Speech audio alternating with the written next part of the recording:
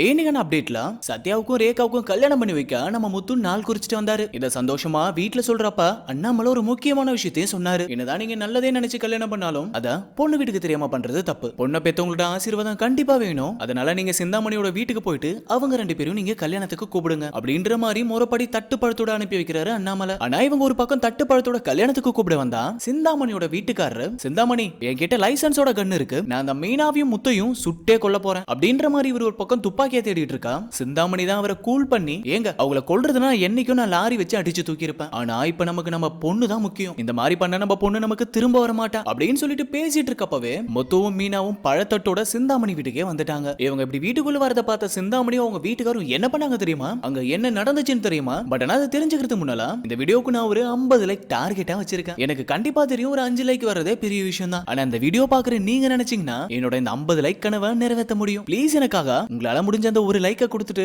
மறக்காம எத்தனாவது லைக்னு சொல்லிட்டு கமெண்ட் பாக்ஸ்ல கமெண்ட் பண்ணுங்க. நீங்க பண்ற லைக்கும் கமெண்ட்டும் எனக்கு ரொம்பவே வேல்யூவான ஒண்ணு. உங்க எல்லா கமெண்ட்டுக்கும் நான் கண்டிப்பா ரிப்ளை பண்றேன். மறக்காம லைக் பண்ணிட்டு கமெண்ட் பண்ணுங்க எத்தனாவது லைக்னு சொல்லிட்டு. Back to the content. ஆக்சுவலா சிந்தாமணி வீட்டுக்கு வந்த முத்துவும் மீனாவும் சிந்தாமணியும் அவங்க வீட்டுக்காரையும் கல்யாணத்துக்கு கூப்பிடுறப்ப அந்த பழத்தாட்டு இருக்குல்ல பல அடி பறந்து போய் கீழே விழுந்துச்சு. ஹேய், என் பொண்ணை நீங்க எங்க ஒளிச்சு வச்சிருக்கீங்க, என் பொண்ணை திரும்ப கொடுத்துருங்கன்னு சொல்லிட்டு மறுபடியும் சண்டை போட ஆரம்பிச்சாங்க சிந்தாமணி. ஆனா அங்க மீனா ஒரு முக்கியமான விஷயத்தையும் சொன்னாங்க. நீங்க ரெண்டு பேரும் பணம் சம்பாதிக்கிறதுலே குறிக்கோளா இருந்தீங்க, ஆனா அங்க இருந்து கொஞ்சம் நேரம் எடுத்து உங்க பொண்ணுக்காக செலவு பண்ணிருக்கலாம்ல, உங்களோட பொண்ணோட மனசுல என்ன இருக்குன்னு தெரிஞ்சிருக்கலாம்ல. நீங்க மட்டும் அப்படி கண்டிப்பா தெரிஞ்சிருந்தா உங்க பொண்ணு உங்களை விட்டு ஓடி இருக்க மாட்டா. இப்பவும் நாங்க உங்க ரெண்டு பேருக்கும் நல்லதுதான் பண்றோம். ஒருவேளை நீங்க கல்யாணம் பண்ணி வைக்க மாட்டேன்னு சொல்லி ரேகா எதனா ஒரு தப்பான முடிவு எடுத்திருந்தா அவ உங்களை விட்டு பிரிஞ்சிருப்பா. அவ அந்த மாதிரி எதுவும் தப்பான முடிவு எடுக்க கூடாதுன்னு சொல்லிட்டு தான் நான் என் தம்பிக்கும் ரேகாவுக்கும் கல்யாணத்தை பண்ணி வைக்கிறேன் அப்படின்ற மாதிரி மீனாவும் முத்துவும் எடுத்து சொல்ல, என்னதான் சிந்தாமணிக்கு ஒரு பக்கம் காண்டாவே இருந்தாலும் அவங்க வீட்டுக்காருக்கு கொஞ்சம் மனசு இறங்குற மாதிரி தான் தெரியுது. சரி, நம்ம பொண்ணோட வீட்டுல என்ன முடிவு எடுக்கிறாங்கன்னு சொல்லிட்டு வெயிட் பண்ணி பாப்போம். ஆனா நம்ம மனோஜ் இருக்காருல்ல,